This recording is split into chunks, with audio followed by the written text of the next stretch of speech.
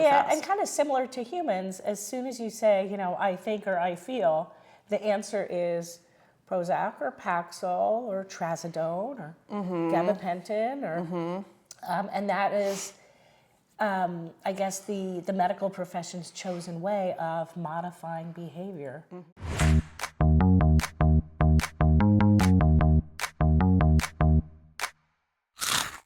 Welcome to another episode of the Crunchy Carnivore Podcast. I'm Melissa Weidenhammer, and I'm here with Dr. Jessica Levy. And we wanted to dive into a topic on this episode that is brought up to at least the two of us very, very often. It is probably second only to allergies. Allergies is probably the number one thing that we get asked about. And that is anxiety. Dogs with anxiety. It has become... oh my gosh, Dr. Levy, how often do you see dogs that have been prescribed with meds for anxiety? Pretty much every day. All the time. Like, could you put a percentage to like how many dogs you think are on?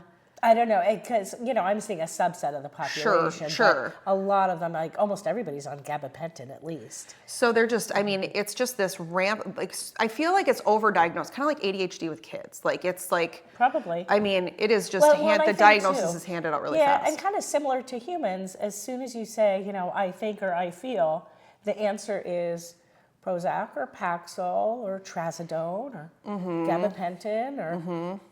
and that is... I guess the medical profession's chosen way of modifying behavior. That's true. Better living through chemistry. That's true. Well, yeah, that's true. So, but it's very common in dogs, and so then the question is, is the dog actually anxious, or is the dog just perceived as being anxious? Right. Exactly. And so, I think the question that people come to the table with, which I understand why they're asking it, but it's the wrong question, which is, what can I give my dog for anxiety? And so I think where we want to start with this topic is we're going to start by talking about what should be expected as dog behavior. Because I think you and I both believe that a lot of things are perceived as dogs being high anxiety when it's actually just dog behavior. Right. And so let's talk about that a little bit. And then maybe, there's certainly the conversation about how much is breed a factor in that behavior. And so what are some things that you have commonly maybe heard of from clients where they talk about a behavior that caused them to put their dog on anxiety meds, and you're like, that's actually just dog behavior, not anxiety? Oh, pretty much anything. A lot of it is like dogs barking at things outside. Dogs bark at noises, they bark at leaves. And, a lot of this is just depending on the breed. That's what a lot of dogs were bred for. That's part of their general, why humans kept them around, is because they're good watchers, they're good sentinels. They will let you know. Hello, the neighbors have left their home. You obviously need to know this. Hello, the neighbors have returned home. Leaves are blowing. There's a bird. Squirrels are in the yard. And all these things, it is their job to tell you about. Particularly some of the dogs that were bred to go out and kill those things. They really want to tell you about them. Let me out. Yeah. And so that is kind of common, I have this experience at my house when, somebody, God forbid, rings the doorbell or knocks on the door. There's a big hullabaloo because that is the dog's job to tell you somebody is now at the door. Mine will even, it's, they see, we live kind of out on some acreage. And so when they see turkeys walking through our yard, oh my gosh, sound the alarm. Deer, sound the alarm. Doesn't matter. They'll see the neighbors in their yard. Yes. Oh, yes. Heaven forbid. Right, the neighbors have left their home. Come out, but it's they feel like they're doing their job. They are telling me, and it's really interesting when that happens. I think you've had this experience too, where rather than yelling at them, which I still have my moments where I'm dumb, and I'm like, knock it off, it's stupid because that doesn't help anything. But when I literally am like, Jem, thank you, good job. Good job. And it is amazing how quickly she can stop. Sometimes if it's really exciting, that doesn't work. Well, when they all get going and you can't hear yourself over the dog, they're not going to hear you either. Yeah. So there are some times where things, so. Right, but that's not anxiety. Right. You've also brought up digging. which Yeah. is very normal dog behavior, but people will be like, oh my gosh, they can't stop digging, they're anxious. No, dogs are meant to dig. Or if you think about the herding breeds, and your kids have friends over and they're all kind of running around and there's a lot of movement, that dog is going to be in a state of kind of vigilance because it is their job to group things together. And when things start to wander off, that has to be corrected. Another one is if your dog follows you from room to room, follows you around the house. Some people will be like, oh, that's separation anxiety. They can't be away from me. Right. And my dog is not anxious, but she wants to be wherever I am. And I think most of the time it's because she's bored. And Right. she's just like, what are you doing? I want to do something. And so she just, if I leave the room, she wants to come with me, but she's not anxious, but she just wants to be where I am. Or, you know, there's kind of the whole thing where if you're going to go into the bathroom, they need to be present. Yeah. And they want to go into the bathroom with you. Well, I think if you think about a pack of dogs, it's not like each Exactly. dog has their own den. No. You know, like, No. And I mean, I I'm think, going to go to the den next door tonight. yeah, so there's just all these kind of different behaviors that can be very normal dog behaviors, but I think in a world where people are very quick to humanize dogs, they'll put things on dogs that don't belong on dogs. They're dogs. Right. Yeah. So the breed influence we talked about a little bit. So the point is that every breed of dog was bred for a purpose. Nowadays, there's amazing DNA tests, so even if you have a mutt, you can kind of find out what it's mostly made of, and it's worth looking into those breeds.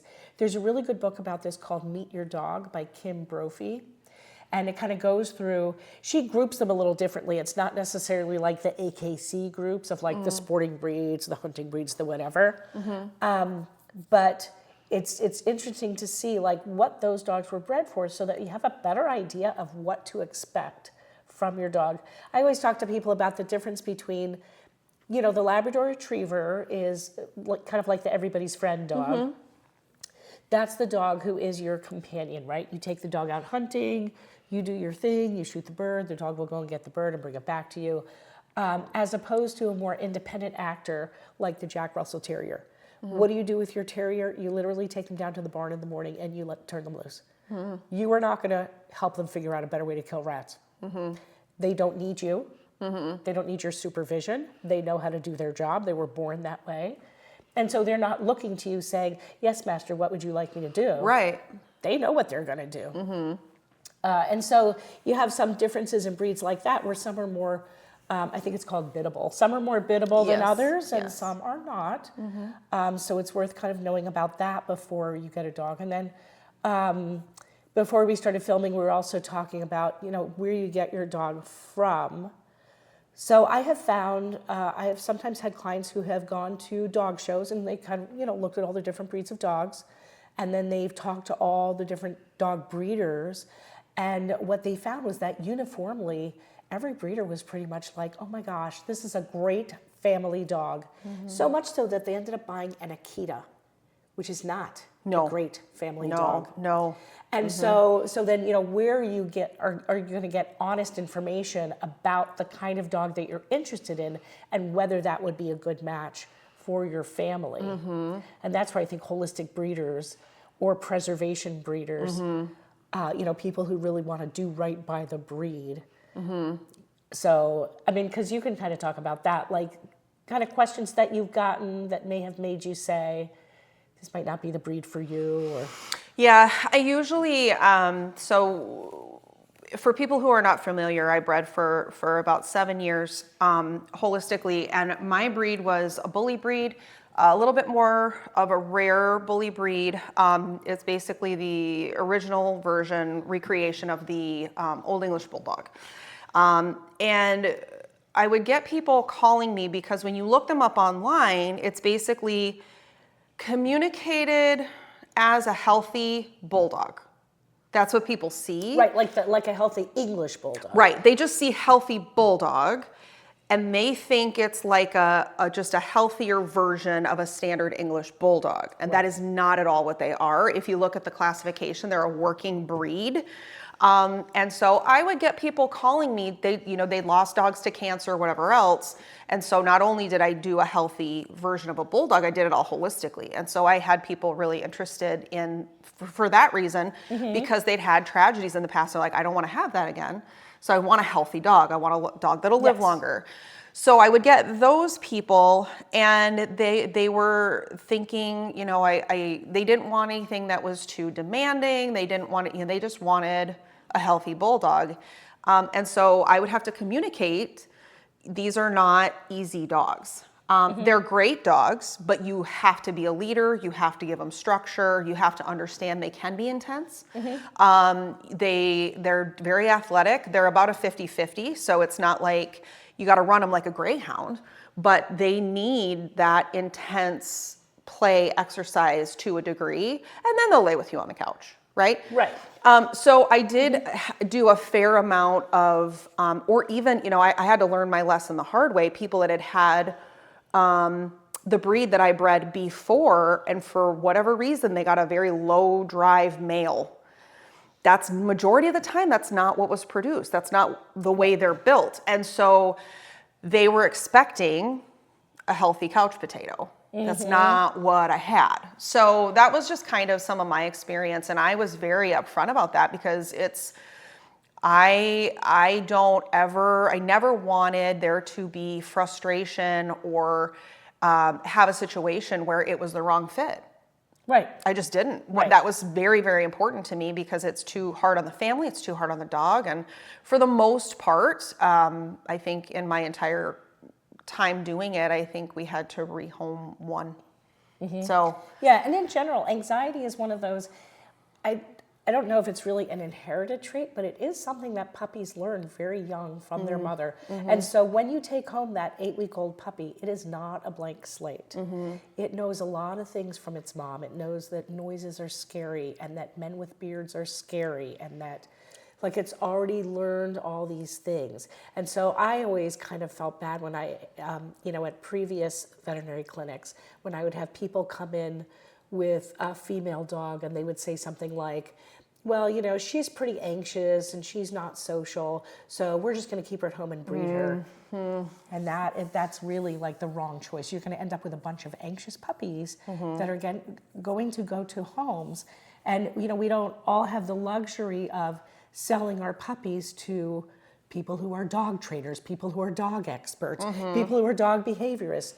You know, there's not many of those out there. And so a lot of people who purchase puppies, you know, might not be aware of what they're getting if they don't know which questions to ask.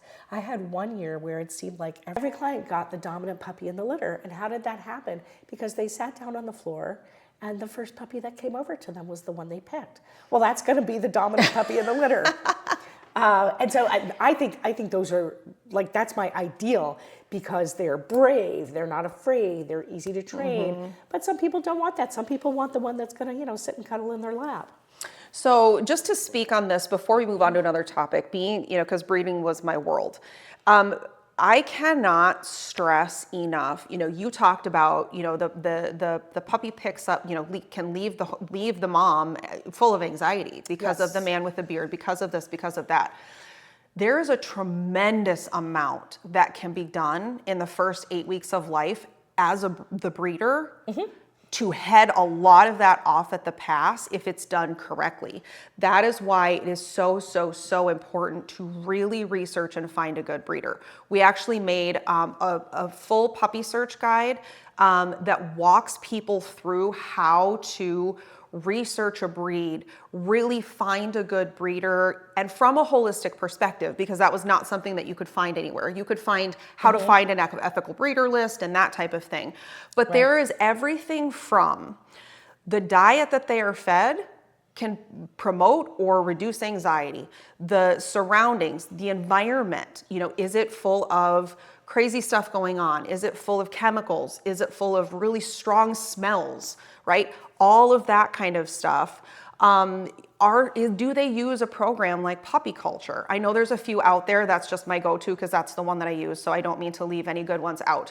But Puppy Culture, I mean, you are socializing in the right social development window, and you are giving them experiences, and you are setting them up with exercises to give them reasonable amounts of frustration that they have to work their way through. All of those things done at the right times helps their brain and helps them to regulate, and you are far less likely to end up with an anxiety-riddled adult. Another thing that we'll talk about, we'll probably come back around to this later, is the sounds. I mean, how many dogs are terrified of fireworks?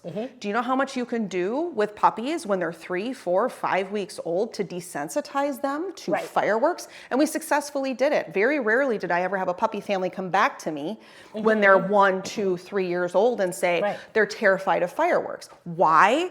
Because we capitalized on all of that in the first 8 weeks. So just know that, like, as much as some people really want to do a rescue, and we're all about that, know how much you can be ahead of the curve if you get a puppy that was raised by a good breeder.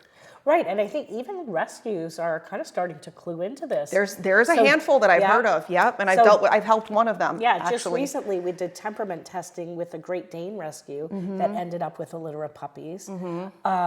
And so that allows you to kind of evaluate the puppy. There's like 10 things on a list that you work through with each puppy, and that kind of allows you to pair the puppy with the right home. Is that it? Yes. I mean, it's less of a predictability tool. I used to use it as a predictability tool when I was in my earlier years, and then I had a few experiences where I was like, it's not quite that ironclad. And so you can certainly have puppies test out the way you would expect them to. As a breeder, you're observing these puppies and their personalities and their drives. And you're already thinking, this is the shy one, this is exactly. the brave one. And there are times where they are spot on with their testing. And then there's other times where they'll surprise the heck out of you, right? And it's because it's done in a new place with new people. They're out of their element. They're not with their litter mates. There's a lot of factors. We ended up using it more to pair with our observations as a directive on where to start with your training. Like if there's certain things that they seem more fearful of, there needs to be some confidence building. Is there a really high drive? You're going to want to really work on impulse control, right? Like there's different things like that. So we leaned more on our observation over the course of the 6 to 7 weeks to help guide families to the right puppy than towards the end of my breeding years. Then we did the temperament testing. In the beginning, I was like, temperament testing, and I took the scores and I paired the families. And just over time, that was... But I will say, all along, we still temperament tested every litter. We did. We because it's still valuable. Right. It's just the way that we were using it changed. Right. It was not, it ended up being not the be all and end all, but it was another tool. Yep. And so I think the whole point of this is that ask your breeder questions. Do you temperament test your puppies? Are you using puppy culture or a similar program? Because there's so many ways that you can take home a well-socialized, well-rounded, ready-to-learn puppy versus taking home one that has kind of just been left to its own devices, and now it's a little anxious ball of fluff. So I feel like that was just kind of where we wanted to start. There are kind of foundational factors that you want to look at and really determine, does my dog actually even have anxiety, or is this just kind of normal dog behavior? And then realizing that, if you are getting a puppy, you can really do yourself and the puppy a lot of favors, depending on where you're getting that puppy from, for the potential really reducing their risk for anxiety as an adult. I think the next thing that we really want to address is a lot of the factors that can contribute if your dog does have anxiety. This is kind of the list of things that maybe people don't always think about, they really do make a big difference and can absolutely promote anxiety in dogs. So the first thing that is kind of an unseen, invisible thing, I think a lot of people don't think about it, is EMFs. So EMFs are really anything, there's so many electronic devices that emit EMFs, and if you do just a fraction of a search about damaging effects of EMFs, it is a lot. It is a lot. It messes with the nervous system. It really does. And there's so many different things that we're literally just surrounded by them. So everything from your Wi-Fi router to your to your laptop to your smart meter. Yeah, your phones. It's just, there's so many things that are just pouring these things out. Yeah, which is also helpful to think about. When you bring your dog home, where is it going to sleep? Where's the dog bed going to be? Where's the dog crate going to be? And what are those things close to? Where is the wireless router? Can you shut it off at night? Which wall is the smart meter on? Do you shut your computers down at night or not? Or, things like that, because those can all contribute to a dog feeling unsettled, feeling jittery. And I do know that there are some EMF protection devices that you can put on your laptop, on your phone. I actually have an EMF protector case on my phone so that when I put it up to my head, I'm not having things pouring. And you can get things for all sorts of different devices. And so that might be something that, you could do too if you live in a small space or an apartment and you just kind of can't get your dog away from your router or something like that. You can certainly put something on there to help limit the amount that is coming out. So that's just one thing to think about, that it's kind of easy to not think about that because it's just not a scene. It's not seen. It's just, you kind of have to know about it. Yeah, I typically think about the effects of food. And so this is where kibble becomes a bigger problem. All the carbs in kibble, and any kind of kibble, most expensive kibble on the planet, is still at least 50% carbohydrate. Those carbs translate to sugar. You cannot take a dog who is hopped up on sugar and get frustrated with it and say, why aren't you listening to me? Right? Just the same way that, pump your kid up on sugar and then expect them to sit still for an hour. And so that's where I think, and I have seen this in my practice, that switching to a raw diet is very calming. Once you get the sugar out, it may take several months. Take out the sugar, add some fat to their diet. Most dog foods, certainly dry dog foods, but even the pre-mixed raw pet foods, the 80-10-10 blends, really don't have enough fat in them. And fat is what feeds the brain, covers the nerves, settles the nervous system. And so you want your dog to have a fair amount of fat in the diet. They're designed to eat a high protein, high fat diet. Especially for a puppy, that's what's going to enable them to learn really well. And in an older dog, it protects them from cognitive decline. So I think of that like purposely adding fat to our dog's diet. And that I think is also something that we've discussed on other. Yeah, fat comes up quite a bit. It's really just so much more important than I think people think it is, and I think people have been made afraid of it because they think it's going to make their dog fat. Right, and I still see that. I was just reading a book recently, and it was like, fat's so important, but don't feed it to your fat dog. Fat does not make you fat. But I think, like, as far as reducing anxiety in our dogs, getting the sugar out of their diet, read those ingredients on the treats. There's such garbage out there. Learn to identify other forms of sugar: maltodextrin, dextrose, molasses, cane sugar. Your dog does not need these. So the next thing that's going to contribute massively to anxiety is chemicals. Vaccines, flea and tick medications, there's neurotoxins in this. It affects the brain, and not to mention, it certainly affects the nervous system. It affects the gut microbiome. And so, if you've got heavy chemicals happening or a lot of vaccines or something like that, you're absolutely going to set them up to be more prone to have anxiety. And even something like, it turns out that anxiety is one of the main symptoms of mold toxicity in humans. So I've had a fair number of clients who have dealt with that come in and tell me that, like, that was their first symptom, was this anxiety that was kind of growing and out of control. And our dogs are susceptible to that as well. This should be kind of a no-brainer, but we're going to say it anyway. If there is a stressful home life, if the home in and of itself carries with it a lot of stress, a lot of stimulation, your dog is going to pick up on that. They're like sponges that way. And so if there's a lot going on in the home, that is absolutely going to be reflected with your dog. If you have a lot of anxiety and that is something that you battle, you better believe that's going to affect your dog. Right, and I think too, like some dogs who are quite stressed, it could be PTSD from the vet. That really does a number on dogs. Some dogs are permanently made anxious by veterinary experiences. So some of that, and then if if you live someplace that's noisy with traffic or whatever, or if the dog, it just kind of came out of the womb with anxiety and learned it at a very young age, some of these dogs are not sleeping well. And basically, if you're not getting whatever it is, the REM sleep or whatever, the deep sleep that you need to kind of recharge your brain. So some of the dogs feel like we do when we have insomnia.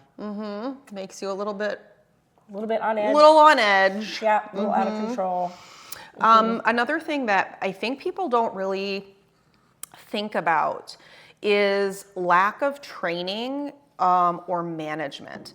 This is something that I've encountered when people bring to me that they're having issues with their dog, and I'll start asking questions. You know, are they crate trained? What kind of a, crate schedule do you have? Or where are they when you're doing this? And like, there's nothing. There's no structure. There's no management. They're allowed on furniture. They're allowed on beds, and their dogs are like freaking out.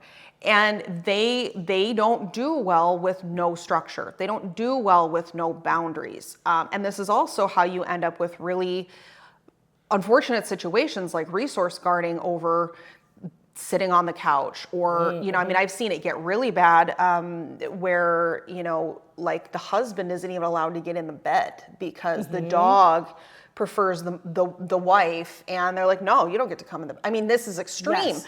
But these are the things where it's like, you need to kind of have places for the dog. You need to have a structure. You need to not be afraid to use things like a crate. These are good things, and they should be instilled from the time that they're puppies.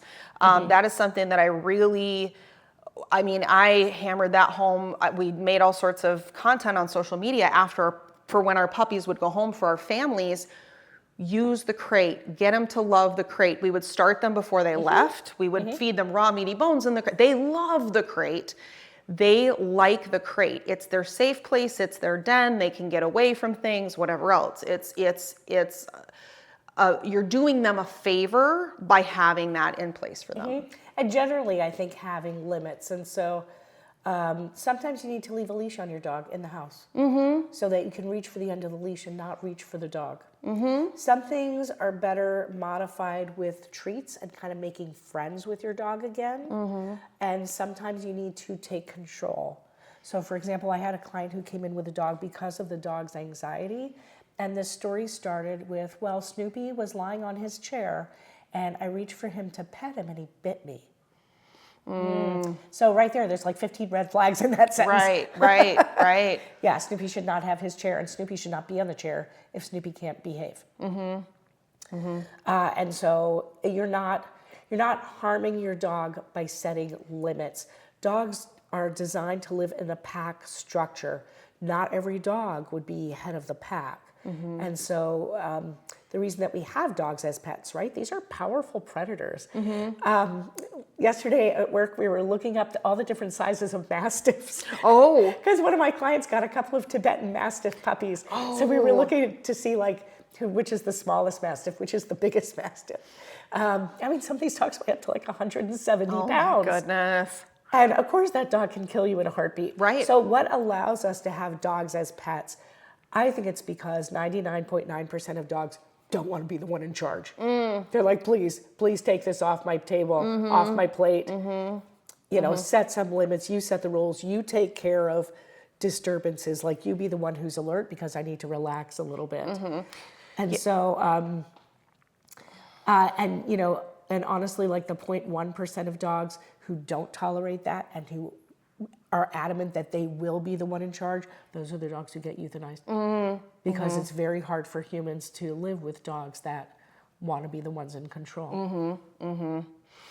Yeah, so it took me a little while to, into my, journey with my breed, because they're a strong-willed dog, a breed. And so, and they, it's like they want you to be the leader, but if you're not going to step up and do it, they'll do it. Right.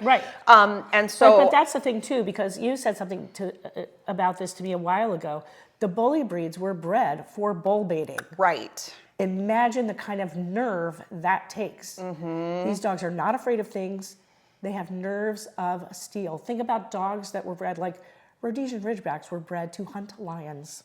That dog is not going to be afraid of a whole lot of things. And it has to have that kind of nervy temperament to be able to look at a lion and think, I'm going to take you down. I'll take you. I wouldn't do it. I would be running the other way. Yep. And so like that kind of dog is bred to have a certain kind of attitude. And at the same time, when you have breeds who are not allowed to engage, not necessarily in the activities for which they were bred. So you're not bull baiting with your dogs. No. But similar, like that kind of hard play, the way your dogs go after their toys, like they have to have these heavy duty toys. I brought a toy to training this morning and my Dutchie destroyed it in literally like 5 minutes. And I was like, and that's why she doesn't have toys. Well, it took me, so I understand wanting the dogs on the furniture with you. I understand wanting them to lay on the bed. I understand all of that. It took me having a more intense breed to learn that those are privileges, not rights. Correct. And so if you have a dog that is not going to resource guard, that is still respectful and has good manners, even once you've let them on the couch, that's a different situation. Right. But, I had to learn that these are privileges that I'm allowing you to have. And the minute that you start giving me a problem, that privilege is going to go away. Right. And that was for their sake as much as it was ours. So there again, if you can understand that being a leader and having that structure is doing them a favor, even if you don't have an intense breed, you're going to have a much more successful relationship with that dog, and you're probably going to head things off at the pass that might be a problem if you didn't do those things. And that really relieves a dog's anxiety. Yes. When they look at you and they're like, okay, you know what's you going got this. You got it. I don't have to be in charge. They can relax. And then just to kind of go back, this is I think kind of the last thing that we really wanted to make mention as far as causes of anxiety that people maybe don't think about. Going back to the breed conversation and what was your breed designed to do, giving them enrichment and outlets that satisfy that in some way, shape, or form, it does tremendous amounts to balance them out and reduce anxiety. For example, for mine, they are a recreation of the bull baiting dog, okay, but you still had a couple of intense breeds go into their DNA to make them.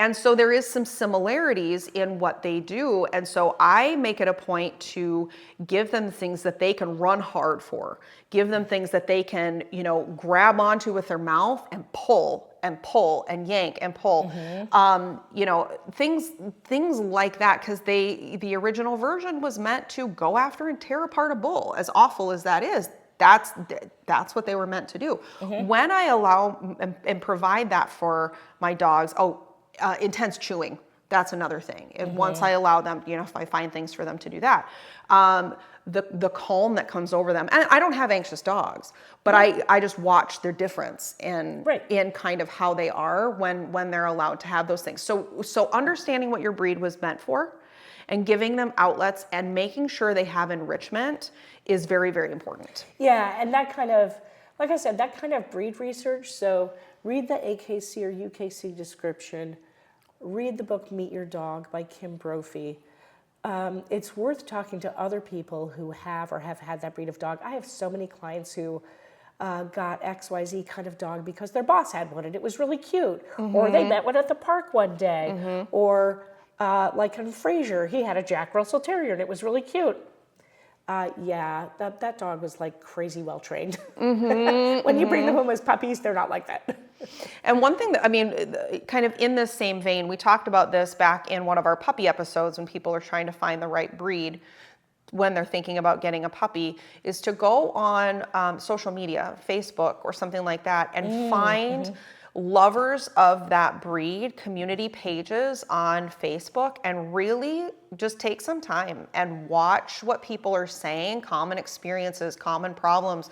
You'll start to see behavioral things. You'll start to see common health issues, injuries. You'll really start to get a picture of what it's like to really have one of these dogs from people that have them. And so that's just a really, it's because it's easy to go look on for a breed standard on something, and a lot of that stuff's going to say great family dog, like just like what you were saying, that they're not all great family dogs. They're just not. But that's just another good way to really get a more accurate picture of that. Mm-hmm. So let's talk about some solutions then. So then what do we do for these anxious dogs?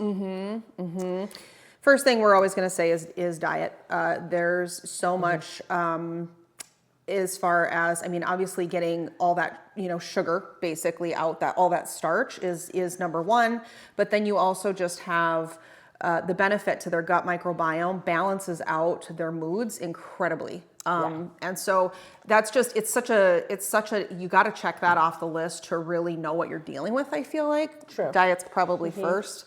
As far as if you're not already doing a raw diet, you need to go there. You also have to give it a good 6 months to really see the change in your dogs. You can't, like even for ourselves, you can't change your diet for 2 weeks and then say, well, nothing's happening. And we always encourage people, especially if you're just transitioning to raw, to do a gut reset as part of your transition process, which is in our raw feeding guide. Balancing that gut is going to do a lot for their overall health. So diet is number one. Number two would be exercise. Yeah, our dogs need to get out and move around. That helps everything function better.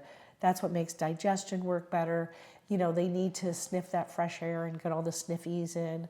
But they also need to just go for a decent walk or get some sort of decent movement, whether it's fetch or a little agility practice or, just running around with you or running around with the kids or whatever. They really need to get out there and move in order to do a good brain reset.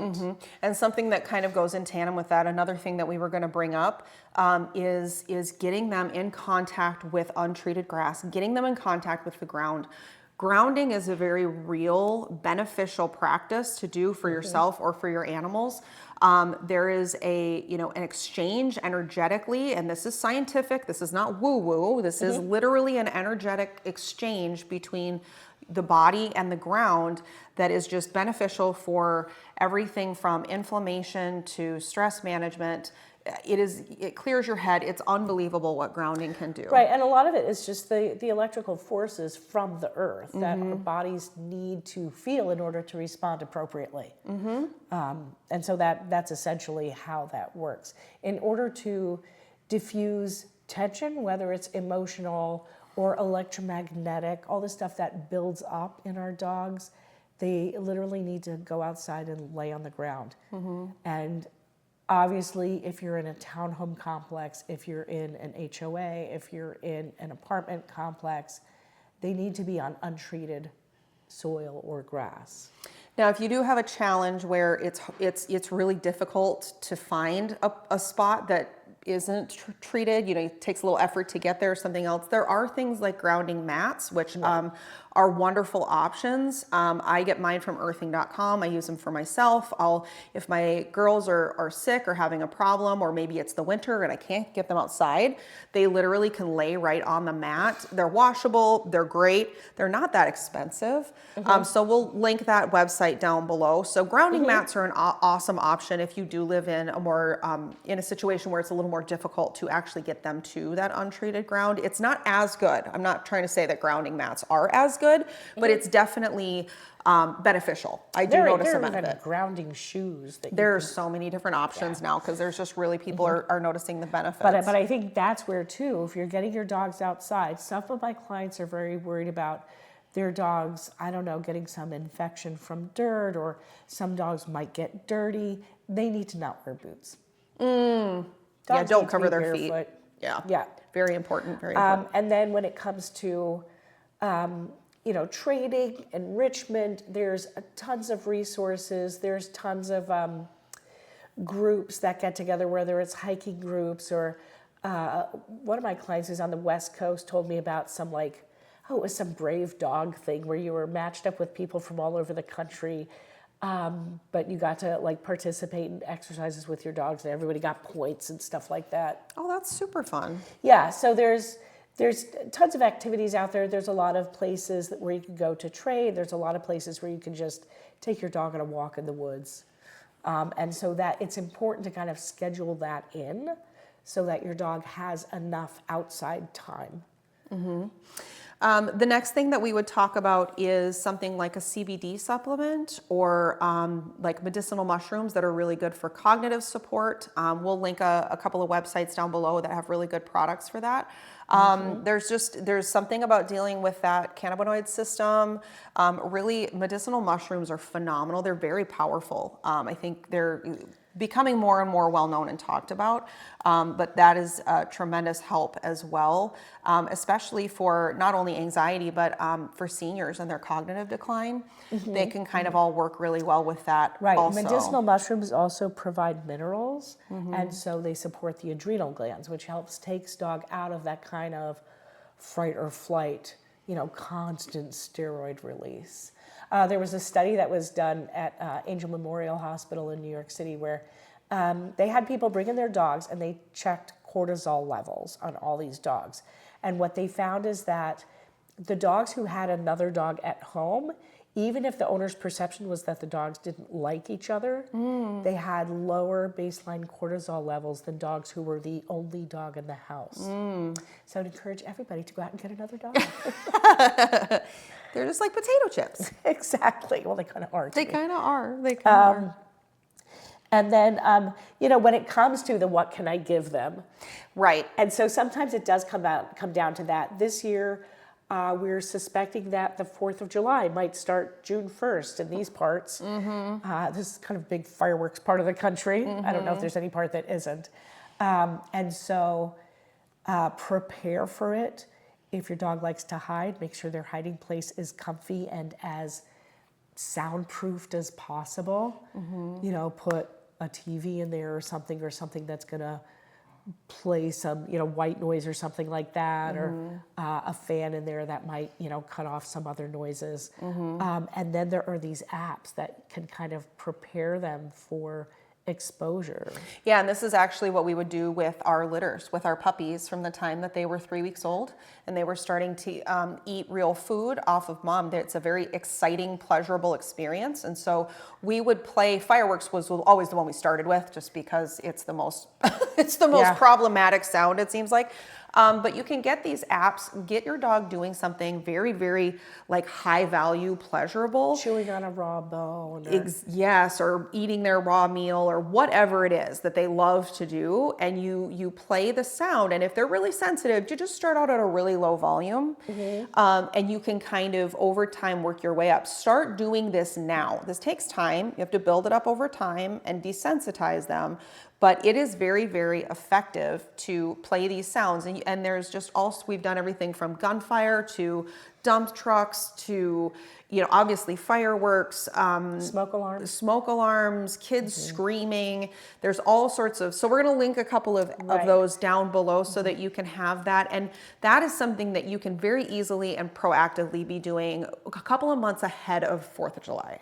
Or thunderstorm season or whatever. Oh, thunderstorms, yeah. Because you think too, like those puppies, those Christmas puppies, during their malleable developmental period, they're not going to hear a thunderstorm, at least not in this part of the world. No. They're not going to hear a thunderstorm. They're not going to hear fireworks. All they're going to hear is gently falling snow. And so then by the time they're in a different developmental stage, now they're adolescents, now they're older, and the first thunderstorm hits, that's where you get a lot of this thunderstorm fear, fireworks fear, gunshot fear, because they weren't exposed to these during their developmental period when it would have been easy for them to acclimate to it. A couple of things that I have found, because I did have some of my older dogs that I did not actually raise from puppyhood and do all of that with, that did have fear when it came to fireworks. And so I had to manage it like everybody else. The couple of things my girl did, she liked a dark bathroom with a fan on. That was her place to go. She felt the safest in there. We would give a high potency, high dose of CBD oil in the morning. and then again at night. And I will say, she did sleep a lot of the day, but I'd much rather her sleep a lot of the day than be terrified all day. Yeah. And then kind of also with that is Box Rescue Remedy. Box Rescue Remedy is one of my favorite things in the world. We were able to use it with puppies. It's made from flower essence. It's a tincture. It's a liquid tincture that you just give out of a dropper. It is incredibly effective. Yeah. Incredibly effective. It's one of those quicker, it takes effect usually within 15 minutes. Right. You just have to be ready to, like, you can't just give one dose and then say, oh, that didn't work. Right. You repeat it. You repeat it as needed. It's kind of like a homeopathic it is. remedy. It's a flower essence, which is like a subset of homeopathic Right. remedies. So it's okay. I mean, it's completely non-toxic. It's safe. And so you can give doses as often as needed, especially on a higher intensity day like the 4th of July. Yeah, or what if you don't realize that there's this thunderstorm rolling in until there's that first crack of thunder. Then you start giving rescue remedy. You can give it every 5 minutes. You don't have to give it orally. I always used to just use the human one that has alcohol in it and put it in the dog's ear. Oh, Not like down the ear canal, but just on the inside of the ear flap where it's that mucous membrane, and it'll be instantly absorbed. Do you think it would be something that you could add the regular rescue remedy for pets to their water bowl? I don't know, because the glycerin in that would make the water a little sticky. Okay. That was just something that occurred to me. But I would put the alcohol rescue remedy. If you just put a drop or two in a decent sized water bowl, that alcohol is going to be so diffuse in there. Oh, that's true. Yeah, they're not going to taste it. So those are a couple of the like really immediate kind of effects. CBD is better if you do it over time. It's kind of got a cumulative effect. So if you know that again, be proactive. If you know that your dog has sensitivity to this, it's not a bad idea to start doing it now. And you can do a very small dose, but or every other day even, but just start getting it in their system. It's going to be much more effective the day of. What do you think about doing like a test dose to make sure it doesn't like completely knock them out?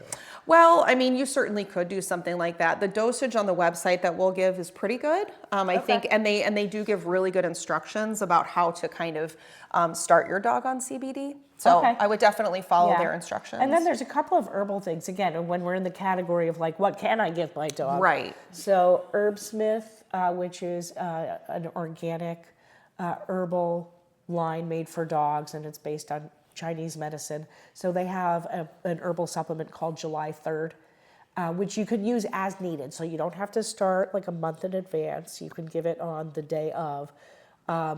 If you have, like if your summer is kind of like it is here, where fireworks can be unpredictable, then you might want to start, when summer starts.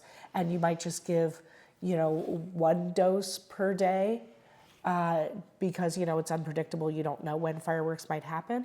And then, coming up to and on the 4th of July, you could give it more often. So that can be used as needed. Another good one is Animal Essentials, which is also, everything is organic. It's all made in the USA. They have a supplement, an herbal blend called Tranquil Times, which is, I think it has different herbs in it from the July 3rd. But also my understanding, what I've heard from my clients is that it is very effective. So I think like for alleviating your dog who has maybe generalized anxiety all the time, putting structure in place, sign up for a training class if you have time. There's even training classes online that just sort of help keep you on track. I really enjoy like going to a class because if left to my own devices, I will probably do something other than train my dogs. But it's worth doing something like that just to get a little bit of structure. I remember I used to have this little brown dog named Tootsie, and I took her through Katie Canine's obedience classes when she was about 12. Oh, the look on her face was priceless. She was like, oh, I have to do what you say? Oh, okay. It was a very new concept to her. Oh, interesting. Yes. So what kind of changes did you notice in her after She was just kind of more attentive, more like, oh, what you say has meaning. Oh. Yeah, it was great. And then I took Tonka through it also when he was so he went a couple of years before her. When he was 12, he was just a laid back, he was a great dog, but he still enjoyed the classes. So we've kind of run the gambit of this topic, which was kind of our point in that, that question, what can I give my dog for anxiety, is kind of the wrong question.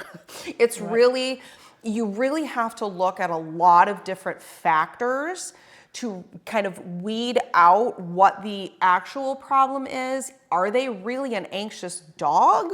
Or is it just a lifestyle factor that you can kind of change? Are their needs somehow just not being met because of the drives of the breed? I remember the first Dutch Shepherd that I had, we had never had a dog like that before. We never had a dog who had like no off switch. My husband would be falling asleep on the couch and Anton's kind of smacking him with the tug toy, like, come on. And so it's like, once I understood that level of drive, and I had never even, I think, heard the word drive before, but you get some of these high drive dogs that really want activity, really want to do the thing that they're designed for. The household will be calmer if you can just accommodate them in some way, get them involved in some activity, find out what they like to do. For Anton, it turned out to be fetching balls and digging holes. And so we just kind of fenced off an area and we're like, in here, knock yourself out. He did some amazing excavation work. And we just like set aside an area that we decided we didn't care about. So whatever you could do to, again, like buy the appropriate toys that your dogs can't destroy if they're that kind of tough dog. So find activities that accommodate their needs. So really determine if what you're seeing is actual anxiety or just dog behavior. Kind of figure that out. Think about the breed. Think about what they were bred to do. Are they getting outlets and enrichment that take care of what they were bred to do? And then really just kind of go through the checklist of different causes and really think about those things first. Then you can get to some of these other solutions where, if you've kind of gone through all those things and you're like, no, the diet's good, I'm pretty sure the gut's been, dealt with, the training's in place, you've kind of gone through that checklist. These are more of the questions that should be being asked. It's like, what could be causing the anxiety, not what can I give for anxiety? But then at the end of all of that, there are some great options that are natural, that are not drugs, that you can absolutely support them in that way if you still find that you need it. Or maybe they're good for the most part and it's just those intense experiences like 4th of July, or maybe, traveling. Some dogs don't like riding in the car. Maybe that's the one time that you really need to kind of up that support or something like that. And that's interesting. The homeopathic pharmacy Boiron, they make one of their homeopathic blends is called Motion Calm. And those kinds of homeopathic remedies are very effective for riding in the car. Because for us, a lot of times it's hard to tell, like, is the dog nauseous? Does the dog feel weird? Are they getting dizzy? Is it the anxiety of like the trucks passing by or something like that? And it can be hard for us to tell. There's also a wristband made for dogs called No Nausea. That I have clients who have had very good success with. Interesting. There's so much stuff There's out a lot there. of stuff. But so we're trying to kind of narrow it down so that you don't like spend $1 million trying to find good solutions. The other These thing are I some was good going to say is that Brenda Aloff's book, Canine Body Language, is so useful for learning the facial expressions of anxiety. Because a lot of people see the dog might be panting a little bit, it might be wagging its tail. If you say, Fluffy, how you doing? They kind of wag their tail a little bit. But once you learn to read their facial expressions, you'll be able to detect this dog is actually like quietly having an anxiety attack in the corner. Interesting. Or really is panicking on the inside. A lot of people don't realize it because you take the dog to the vet and the dog will eat the treats and wag their tail and everybody's like, Buddy's so sweet. We love seeing Buddy. And, you could watch Buddy's facial expressions and maybe learn that Buddy is actually having a full-blown panic attack, but he's just too nice of a dog to do anything about it, and they don't know what to do. That's interesting. Yeah. So that I think is another good resource. So in general, we're saying maybe don't just drug your dog right off the bat. Kind of try to figure out what the triggers are, what's going on. We didn't say a lot about like the general mood and emotional pitch inside the home, but we know that can contribute as well. And it may be the kind of thing where you need to take your spouse in the other room or in the garage to have a fight so that the dogs or make sure that the dog has somewhere to be that is out of, kind of, if there's chaos that happens, make sure that they have kind of a place that they can get away from it if they need to. Yeah. And then, sort of take this situation in hand, rather than just saying, I'm giving him a pill twice a day. I don't know what else to do for his anxiety.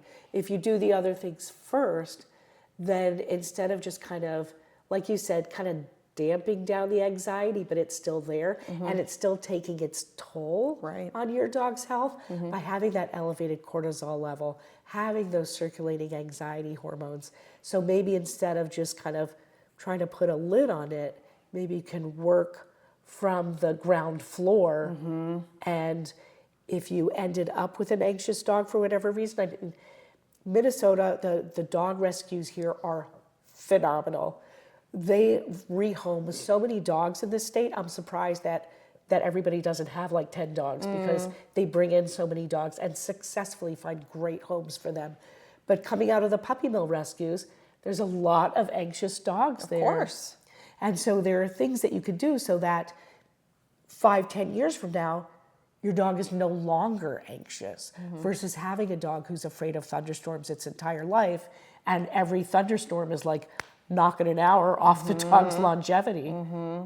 So just make it a point to really think about all these different factors. Know that there are some great natural options other than medication, if that really is where you land, where you've kind of taken all these things into consideration and you still feel like they need support, or maybe you're addressing something that is going to, take some time to really kind of like flush itself out. You can kind of support them in the meantime, but with that longer term goal, like what Dr. Levy was just talking about, hopefully this gives some insight a little bit more into that question, what can I give my dog for anxiety?